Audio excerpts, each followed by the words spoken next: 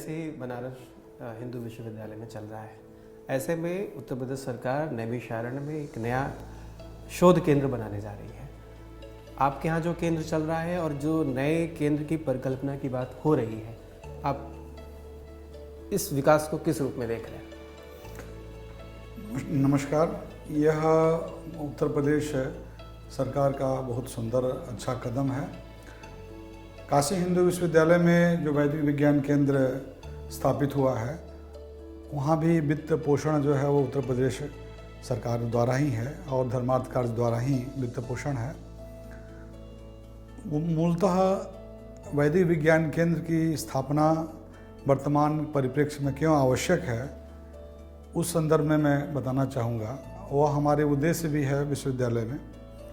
महामना का जो उद्देश्य था विश्वविद्यालय की स्थापना में, वो था प्रतीचि और प्राची का मेल, जो कि हमारे काशी हिंदू विश्वविद्यालय के कुलगीत में उसका उल्लेख प्रसिद्ध रसायनविद शांति स्वरूप भटनागर जी ने किया है। प्रतीचि प्राची का मेल सुंदर। तो मूलतः एक तरह से देखा जाए तो वे हमारे कुलगीत में आता है। तो वेद जो है वह सभी भारतीय ज्ञान परंपरा या समस्त ज्ञान का जो आदि स्रोत है वो वेद है। और वेद या वैदिक साहित्य बहुत बहुत बड़ा है। 4 वेद हैं, उसके 1131 शाखाएँ हैं। इसके साथ साथ हमारे 6 वेदांग हैं, 4 उपवेद हैं, 6 हमारे दर्शन के क्रम हैं और ऐसे अष्टादश विद्या की परिकल्पना हमारे यहाँ, साथ साथ 64 कलाओं की परिकल्पना है। तो इनका अगर लिटरेचर को हम अगर देखें तो यह भी बहुत बड़ा है, बहुत व्यापक है।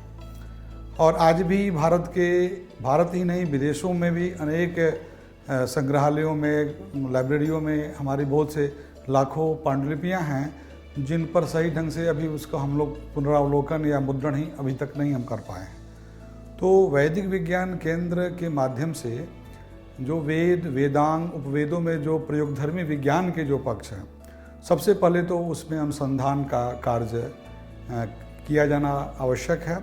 और वह भी अंतर्विषयी क्रम में, कि जैसे कि उसमें आपका पर्यावरण विज्ञान भी है, रसायन विज्ञान है, ये कृषि विज्ञान है, जो भी विज्ञान के प्रयोगधर्मी विषय हैं, पहले हमको चिन्हित करके उन पर अंतर्विषयी अध्ययन, और उस अंतर्विषयी अध्ययन के लिए सबसे पहले हमें एक अच्छे संस्कृत के या वेद के अध्येता की आवश्यकता है, जो उनका सही ढंग से मूल्यांकन करके उसको चिन्हित करे।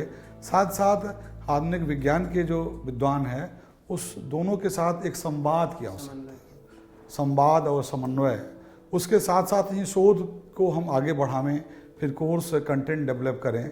और कोई भी, जैसे कि अभी चर्चा हो रही थी कि हम कोई भी पीएचडी कोर्स या पीडीएफ कोर्स हम शुरू करेंगे, लेकिन मेरा अपना जो अनुभव है वह है कि अगर कोई भी लॉ का ही जैसे कोई छात्र हो या रसायन केमिस्ट्री का ही कोई छात्र हो, अगर वो डायरेक्ट अगर हमारे वेद विषय में अगर करना चाहेगा तो पहले उसको बेसिक जानकारी होनी चाहिए।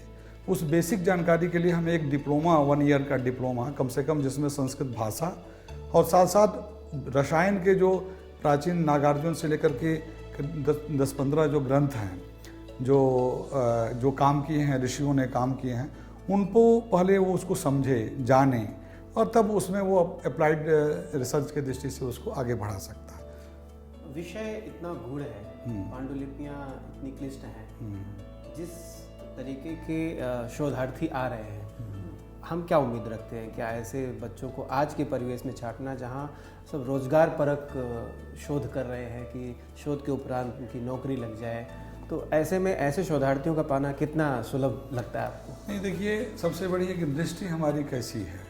हमारी दृष्टि, देखिए, आज का जो वैश्विक एक क्रम चल रहा है, वैश्विक एक ग्लोबलाइजेशन का जो दौर चल रहा है, उसमें भी हम काफ़ी प्रासंगिक हैं, क्योंकि वैदिक जो कंसेप्ट है, वैदिक जो दृष्टि है, वो वैश्विक है और ऋत है, वो सार्वकालिक है।